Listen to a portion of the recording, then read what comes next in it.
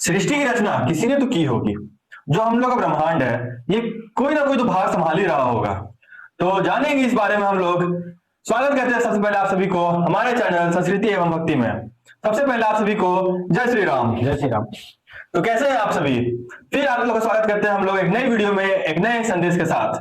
तो आज की वीडियो में हम लोग गार्गी की कहानी जानेंगे, जो शादीशुदा नहीं थी और शादी करना भी नहीं चाहती थी, लेकिन उसे ब्रह्मांड का ज्ञान का बहुत शौक रहता था।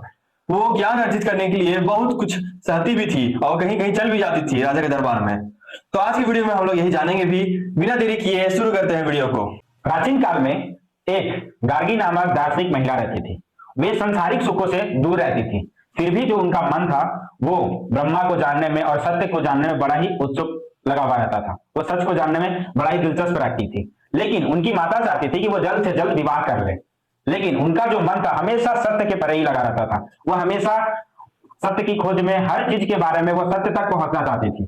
एक दिन क्या होता है, राजा जनक मिथिला में एक सभा बुलाते हैं जिसमें दुनिया के बड़े बड़े दिग्गज और विद्वान आए हुए होते हैं। फिर वहां वे जाती है और वहां पे पहुंच जाती है उनसे मिलने के लिए। वही सभा में राजा ने ब्रह्मा को जानने की खोज शुरू कर दी और बड़े बड़े विद्वान आए हुए थे वहां पर। उसी एक विद्वान में ऋषि याज्ञवल्क्य आए हुए थे, जो उपनिषदों और वेदों के ज्ञाता माने जाते हैं। उनको वहां देखकर वहां मौजूद सारे ऋषि, सारे महर्षि बहुत प्रभावित होते हैं। तो गार्गी के मन में वह सवाल उठता है कि यही एक मौका है जो वह अपने बात को सामने रख सकती है राजा के सामने, और अपनी बात को वो क्लियर कर सकती है, सत्य जान सकती है। तो वह राजा से अनुमति लेती है कि मैं स्वामी याज्ञवल्क्य से कुछ सवाल पूछना चाहती हूँ, मेरे कुछ प्रश्न हैं।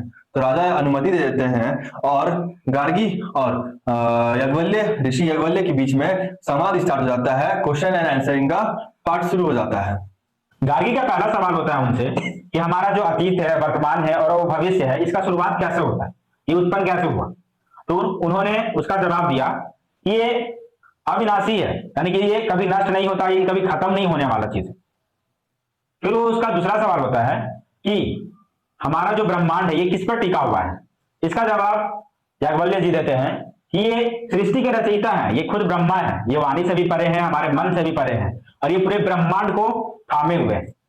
इसके बाद गार्गी को सच का अनुभव हो जाता है, सच का ज्ञात हो जाता है, और ये विवाद और ये वार्तालाप हमें ये समझाता है कि हमारा जो आत्मा है वो हमेशा अमर है और हमारा जो शरीर है वो सर्वव्यापी है। तो आज के इस एपिसोड में हम लोग मेनली क्या समझे, जो गार्गी जो थी, देखिए सबसे पहला चीज, कुछ भी सत्य का जो प्रश्न होता है ना, वो जन्म से ही इंसान के अंदर होता है। गार्गी एक इसके लिए सबसे बड़ी उदाहरण है। वह अपने सांसारिक सुख से दूर रहकर वो सत्य की ओर जाने लगी, सत्य की खोज में जुटी रही।